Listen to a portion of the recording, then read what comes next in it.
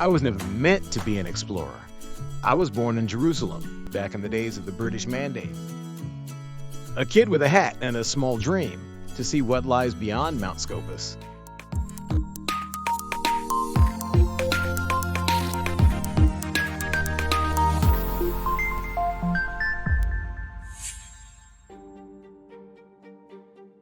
I began my journey around the world in Europe, the closest continent to us, but one built from layers of culture. In Greece, I stood at the Pass of Thermopylae, where Leonidas and 300 Spartans stopped an entire army. In Meteora, I saw monasteries hanging from cliffs and wondered how faith can be built on rock. In Athens, I climbed up to Olympus and searched for the Oracle of Delphi, just to see whether anyone still predicts the future. On the island of Sicily, in an ancient palace, I discovered in a mosaic that the bikini wasn't invented in the 20th century. The Romans beat us to it. In Italy, I continued through Florence, Venice, and the lakes, a land that held an empire for 800 years and still lives in its shadow. In Switzerland, I saw a giant globe given as a gift to the cantons to maintain peace. And in Scandinavia, I learned that you don't need war to live well. In France and England, I encountered the roots of democracy and art. In Montmartre, at the corner where Toulouse-Lautrec danced with Van Gogh at the Moulin Rouge.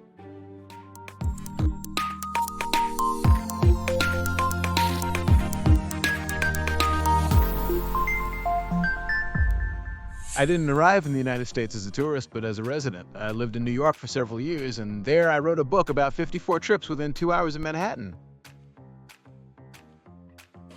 The book was successful. Even Mayor Bloomberg wrote its foreword. From there, my partner and I set out on a journey across the country. We started in the north at Niagara Falls, continued through the Great Lakes to Chicago, and from there to South Dakota to stand before the 4 presidents carved into Mount Rushmore.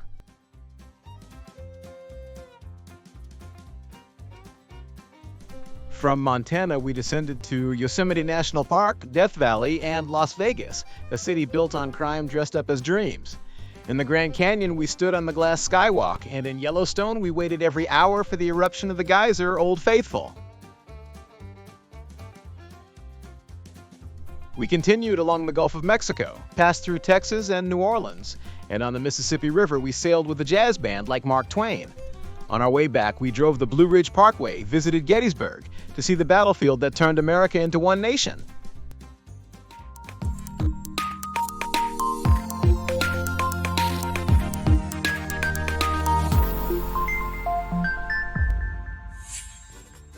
The Gulf of Mexico and the Caribbean islands took me into another world, one of proud poverty and wild nature. In Cuba, I saw Havana as a fallen noblewoman, 1950s American cars, and people searching for freedom more than for bread.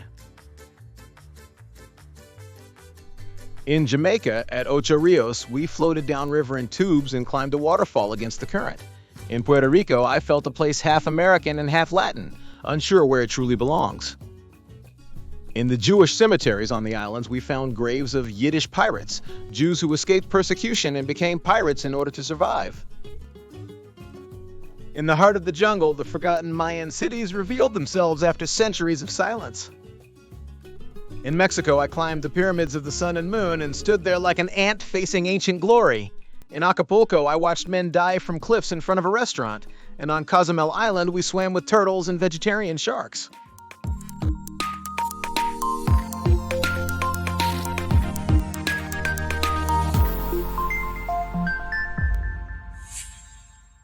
In South America, I descended to the Amazon River, the largest in the world. We set out on a research expedition with Cornell University and traveled 1,400 kilometers to Manaus. That city was once the rubber capital of the world until it collapsed when synthetic rubber was invented. In the indigenous villages, we went out at night to hunt caimans, alligators. In Brazil, we reached Recife, Salvador, and then Rio, where the giant statue of Christ looks over the city and the carnival that embraces both sin and beauty. From the mighty Iguazu Falls, the largest in the world, we crossed into Argentina, stood in the mothers of the Plaza de Mayo, and saw mothers waiting for children who will never return. In Patagonia and the Pampas, we met Jewish gauchos. We visited Tierra del Fuego, and in Falkland Islands, I understood how far humans will go to fight for nothing. In Ushuaia, which we reached after circling Cape Horn, the southernmost point of South America, and in Chile and Bariloche, we found German towns where many Nazis had fled. We finished at the Galapagos Islands, facing giant tortoises and marine iguanas, where Darwin began to understand where we came from.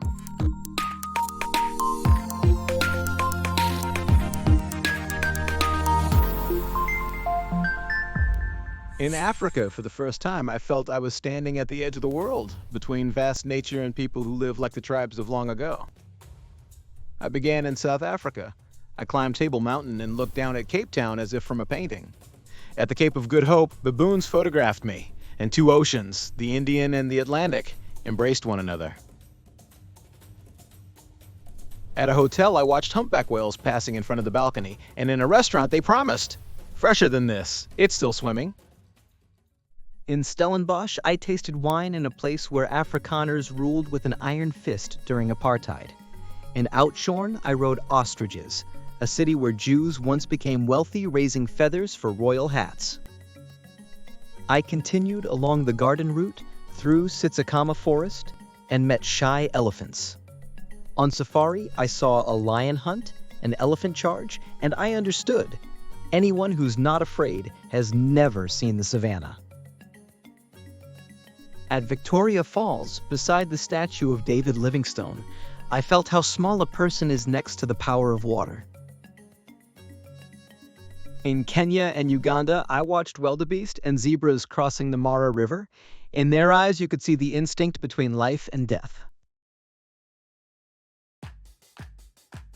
In Ethiopia, in Lalibela, I descended into the rock-hewn churches, where they believe the Ark of the Covenant is hidden. From Tunis to Marrakesh, between the Jews of Jerba and snake charmers, I understood. Each continent holds its own faith, but all ask the same question.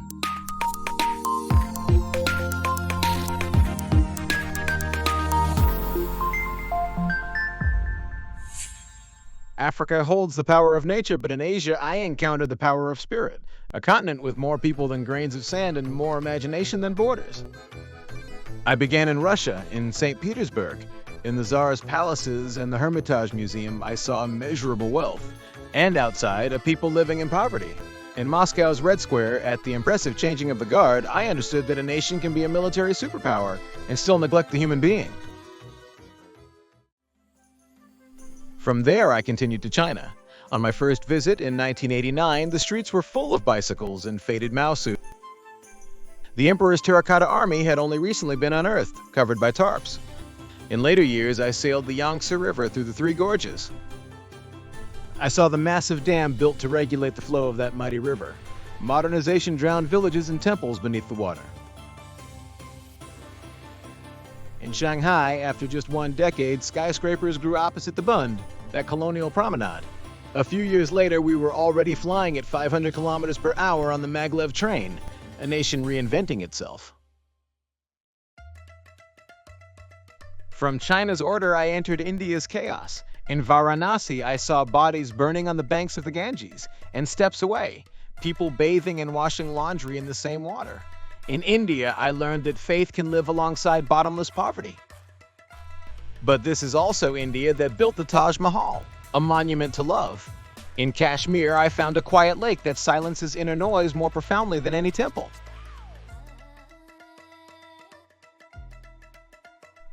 Westerners come to ashrams seeking enlightenment, but most Indians are busy searching for rice.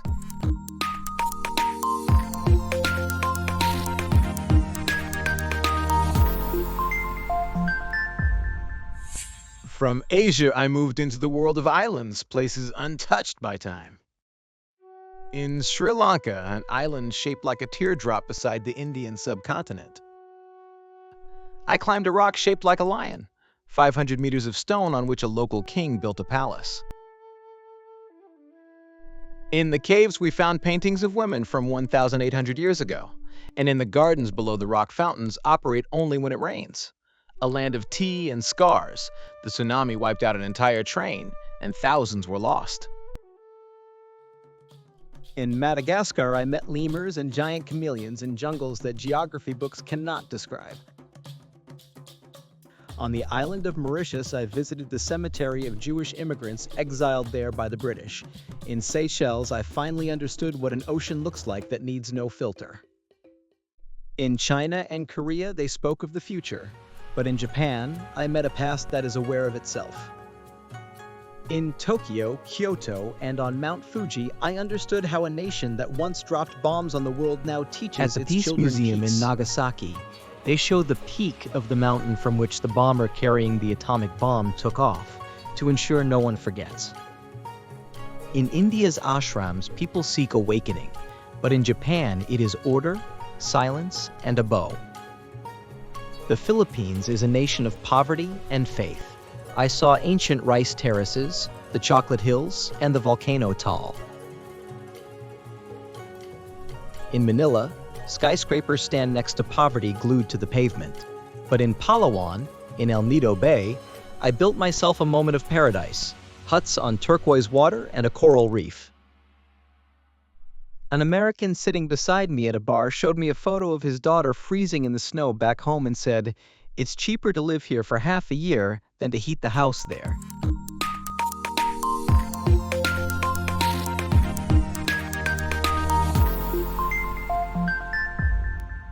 From Asia, I sailed into the final archipelagos, places where the sea is stronger than the land. In Indonesia, a Muslim nation of 280 million, it was on the island of Bali that I discovered a Hindu world. A local king who fled Muslim conquest established villages of craftsmen, woodcarvers, metalworkers, painters, turning the entire island into an open-air gallery. In Sumatra, I visited a refuge for orphaned orangutans. We fed them in the wet jungle, and they looked at us like children confused about who the real human is. In Java, I climbed the Great Borobudur Temple with 504 seated Buddha statues. On Mount Bromo, the smell of sulfur scared away even the horses we rode. In Sulawesi, I witnessed funeral rituals that resemble theater performances. Kokomodo Island, the dragons, giant lizards that eat horses and cattle, proved that dinosaurs never vanished, they just moved to an island. In Australia, in Sydney, we sat on the Chair of Stone, the place where the governor's wife sat watching the first ships arrive.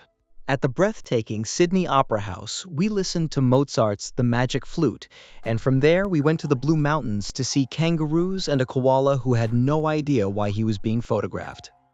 In Melbourne, I felt for a moment like I was in England, manicured gardens order. From there, we sailed to Tasmania and to New Zealand. In Auckland, we understood why this is the yachting capital of the world. At a festive Maori ceremony, they proudly announced that they were descendants of the 10 lost tribes.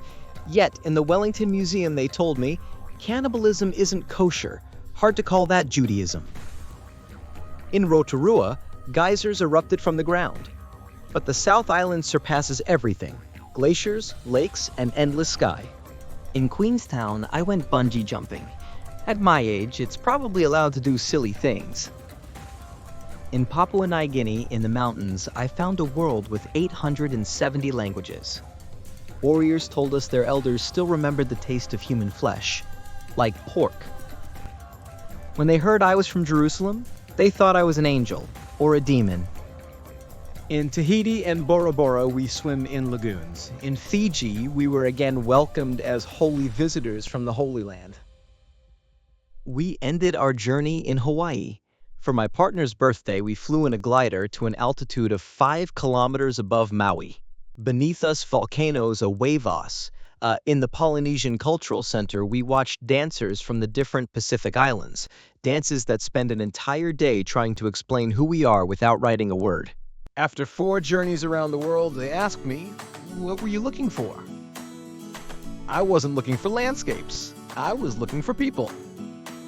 I discovered that everywhere people ask the same questions. Where do we come from? Where are we going? And is there justice? A child from Jerusalem who once believed the world ends at the city walls discovered that the world doesn't end. It continues within every human being.